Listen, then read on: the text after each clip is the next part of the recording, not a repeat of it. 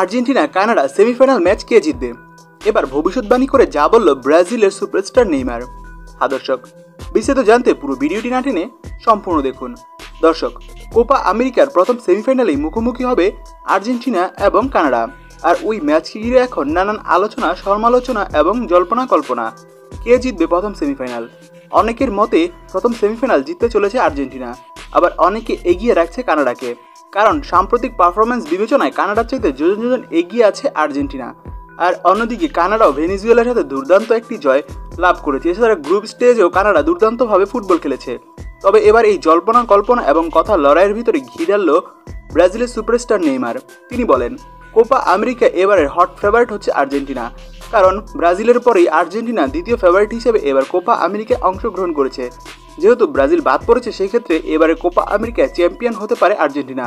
তাই তো সেমিফাইনালে আমি অবশ্যই আর্জেন্টিনাকে এগিয়ে রাখবো। আর অন্যদিকে আরেক সেমিফাইনালে কলম্বিয়ার মুখোমুখি হবে উরুগুয়ে। ওই ম্যাচটি নিঃসন্দেহে হাড্ডাহাড্ডি একটি লড়াই হবে। কিন্তু প্রথম ম্যাচটা একচুটিয়া হবে বলে তিনি ধারণা করছেন, কারণ কানাডা আর্জেন্টিনার চাইতে অনেকটা পিছিয়ে আছে।